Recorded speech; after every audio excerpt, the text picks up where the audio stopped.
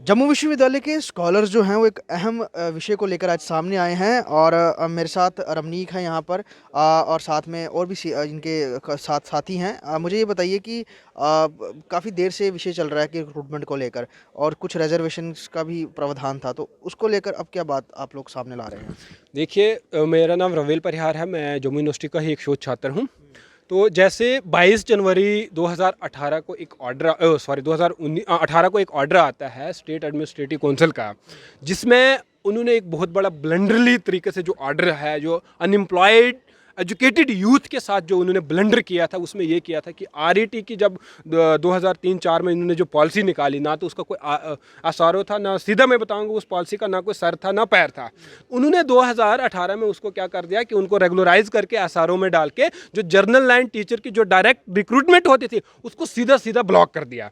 और 2018 में ही पूरा जो जम्मू कश्मीर का जितना भी अनएम्प्लॉयड यूथ था उसने ये डिमांड रखी थी, और उसके लिए हमने एक मास मूवमेंट भी तैयार किया हुआ था। और हमने जब एलजी साहब का हमने गवर्नर का घेराव किया, तो उस टाइम पर वहाँ के हायर एजुकेशन सेक्रेटरी जो थे उनसे हमारी बात हुई और उन्होंने हमें पूरी एश्योरिटी दी कि आपकी जो डिमांड्स है, जिसमें हमारी पहली डिमांड थी कि 80% जो है वो न्यू रिक्रूटमेंट हो और 20% जो है वो आपकी जो आरईटीज की प्रमोशन हो उसके बेस पे हो। तो उन्होंने हमें एश्योर किया था कि नहीं यार, हम आपकी डिमांड को जो है वो कंसीडर करेंगे और ऐसा ही होगा। लेकिन इन बिटवीन कोविड का टाइम आया तो हम नहीं कर पाए। लेकिन आज जब हमें एक ये इनपुट्स और हमें ये देखने को मिल रहा है कि हमारी जो डिमांड्स है वो अभी तक पूरी नहीं हुई है, इसलिए हम फिर से ये आवाज़ उठा रहे हैं और आपके माध्यम से, मीडिया के माध्यम से हम उन तक ये आवाज़ पहुंचाना चाहते हैं कि हमारी जो वो डिमांड है उसको पूरा किया जाए आरईटीज़ की, जो जिसमें 80% न्यू रिक्रूटमेंट्स हो और 20% जो आरईटीज़ की प्रमोशन हो। और दूसरी, एज पर जब बात करते हैं कि आप उस टाइम पे आर्टिकल 370 था और 5 अगस्त 2019 में आर्टिकल 370 और रिवोक हो गया, तो सेंटर के जितने भी रूल्स हैं वो यहाँ पे इंप्लीमेंट हो रहे हैं। तो जब आपने एपी की, पिछले दिनों जब आपने एपी की पोस्टें जो है 19 से पहले का जो फॉर्म लगे थे आपने उनको वापस लिया और आपने कहा न्यू रिक्रूटमेंट होगी, तो जब हम आपसे क्वेश्चन किया गया तो आप कहते हैं कि पॉलिसीज चेंज हो रही है। तो अगर पॉलिसीज चेंज हो रही है तो हमारी भी यही डिमांड है कि एज पर जेकेपीएससी का जो 50-50 जो उन्होंने कहा था कि 50% मास्टर्स की प्रमोशन होगी और 50% जो है वो न्यू रिक्रूटमेंट होगी, लेकिन हमारी डिमांड है कि उसको 50-50 ना करते हुए जिसमें 80% न्यू रिक्रूटमेंट्स हो और 20% आप मास्टर की प्रमोशन कर दोगे। तो ये हमारी दूसरी डिमांड है। और इसके साथ साथ जो हमने एक हाई कोर्ट की जो एक जजमेंट आई थी जिसमें यह लिखा हुआ था कि आप 100% जो है वो टीचर को, +2 लेक्चर को प्रमोट करें। अगर आपने ऐसा ब्लंडर किया तो आप सीधा सीधा जो हमारे फंडामेंटल राइट्स के साथ खेल रहे हैं। हाँ, आप हमारे right to equality, fundamental right जो article 14, article 15 right to discrimination, article 19 right to equal opportunities और आर्टिकल 21 जो राइट टू लाइवलीहुड के सीधा आप अगेंस्ट जा रहे हैं। ये जम्मू कश्मीर का पढ़ा लिखा अनएम्प्लॉयड यूथ जो है ये चीज़ कभी बर्दाश्त नहीं करेगा। अगर आपने इतना बड़ा ब्लंडर हमारे साथ किया तो हमें मजबूरन जो है रोड पे आना पड़ेगा, हमें आपके सेक्रेटरीट का घेराव भी करना पड़ेगा। जय हिंद, जय भारत। कितने आपके, क्योंकि आप भी स्कॉलर हैं, कितने स्कॉलर्स हैं और पूरे इस मसले पे आपके साथ है इस समय और इस इशू पे चाहते हैं कि कड़ा कुछ मेन सरकार बात करे? देखिए, यहाँ ये सिर्फ स्कॉलर्स की ही इसमें बात नहीं है, इसमें बात है पीजी स्टूडेंट्स, जिसमें अगर हम सिर्फ और सिर्फ जम्मू यूनिवर्सिटी की बात करेंगे जिसका हर साल इनरोलमेंट 1,20,000 से 1,30,000 के बीच में पीजी स्टूडेंट्स का इनरोलमेंट होता है जम्मू यूनिवर्सिटी का। ऐसे हम बात करेंगे कश्मीर यूनिवर्सिटी, आप कश्मीर की बात करेंगे, सेंट्रल यूनिवर्सिटी आप जम्मू की बात करेंगे, सेंट्रल यूनिवर्सिटी आप कश्मीर की बात करेंगे, उसी के साथ साथ हम क्लस्टर यूनिवर्सिटी आप जम्मू की बात करो, क्लस्टर यूनिवर्सिटी आप कश्मीर की बात करो, आप असम वीडियो की बात करो, आप शेर कश्मीर यूनिवर्सिटीज़ की बात करो। हर एक यूनिवर्सिटी के अंदर कम से कम हर साल 1.5 से 2 लाख जो है पीजी स्टूडेंट्स निकलता है।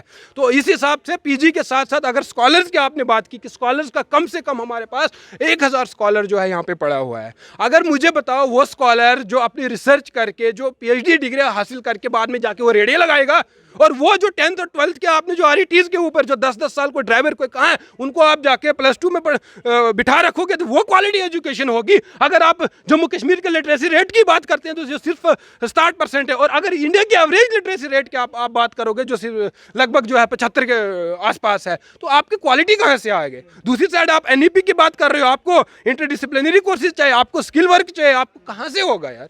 अगर आप आपके पास जो स्किल्ड यूथ है आप उसको घर में बिठा रहे हो और जो 10th और 12th के बेच पे आप उनको उठा के जा रहे हो तो कहाँ से क्वालिटी एजुकेशन पॉलिसी आएगी? भी आपने देखी होगी, उसमें बड़ी सारी फेरबदल के तब्दीलियाँ की गई हैं और बहुत बहुत कुछ सुधार भी किया गया है। उसको लेकर भी अब जो अगर हम ट्रेनर्स की बात करें, टीचर्स की बात करें, तो वो वेल क्वालिफाइड चाहिए ताकि उन बच्चों को वो पढ़ा सकें।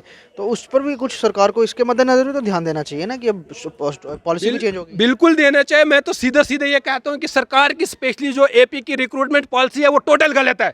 एक तरफ अगर आप एनईपी की बात कर रहे हो, एनईपी में ये क्लियरली मेंशन किया है कि आपके 4 साल का इंटीग्रेटेड कोर्स होना चाहिए जिसमें आपका लास्ट ईयर जो है वो फैनली रिसर्च बेस पे होना चाहिए। अब मुझे बताओ यार, अगर आपको रिसर्च बेस की आप बात कर रहे हो और दूसरा आप सिंपल पीजी और नेट वाले को एपी बना रहे हो, क्या रिसर्च करवाएगा वो? क्वालिटी कहाँ से आएगी? तो ये सीधा सीधा मैं तो रिक्रूटमेंट पॉलिसी गलत है जिसमें आप या तो पीएचडी कंपलसरी रखो या तो फिर कम से कम उसको आप एलिजिबल रखो जिसके पास कम से कम 2-3 साल का एक रिसर्च का एक्सपीरियंस हो। तो एनईपी ये बात करती है। दूसरी अगर आप टीचर्स की बात करो, एनईपी बात करती है कि एक ऐसा स्टूडेंट हो जिसके पास स्किल्ड हो। अब मुझे बताओ यार, 10th या 12th वाले को आपने आरईटी बनाया, वो क्या स्किल देगा? जिसको खुद पता नहीं है वो दूसरों को क्या पढ़ाएगा? और वही बच्चे जो बीएड करके, जो एमएड करके, जो नेट क्वालिफाई, जो सीटेट है, जिनके पास सेट है, वो सब क्वालिफाई करके आपने घर पे बिठाए हुए हैं। तो आपकी क्वालिटी कहाँ से आएगी? सीधा सीधा जो है ये बहुत गलत है और हम इस ऐसी पॉलिसी को बिल्कुल खारिज करते हैं। पॉलिसी को खारिज भी करते हैं और यही मांग है कि ऐसे युवाओं को प्रेफरेंस देनी चाहिए जो ज़्यादा जो अहम डिग्रियां करके घरों में बैठे हुए हैं, जिनकी ज़रूरत भी है इस समय, क्योंकि जिस तरह से एजुकेशन पॉलिसी भी बदली है और जिस तरह से पूरा इस समय जो एजुकेशन सिस्टम है उसमें बदलाव देखने को सामने आया है। तो अगर जो उनके टीचर्स हैं, जो उनके ट्रेनर्स हैं, वही वेल क्वालिफाइड होंगे, रिसर्चर्स होंगे, तो ये यकीनन बच्चों को जो है वो ज़्यादा उनको जो है स्किल्ड बना पाएंगे और एक अच्छा जो कह सकते हैं कि रिज़ल्ट जो है वो भी देखने को सामने आएगा। लेकिन फ़िलहाल इस पर ये लोग अपनी बात रख रहे हैं और आगे उस पर सरकार कुछ नहीं करती है तो देन ये आगे प्रोटेस्ट पे भी सामने आएंगे अलग अलग माध्यमों से, ऐसा इनका कहना है। वीडियो जर्नलिस्ट पवन शर्मा के साथ ख्वाहिश पटेल, स्टेट टाइम्स, जम्मू।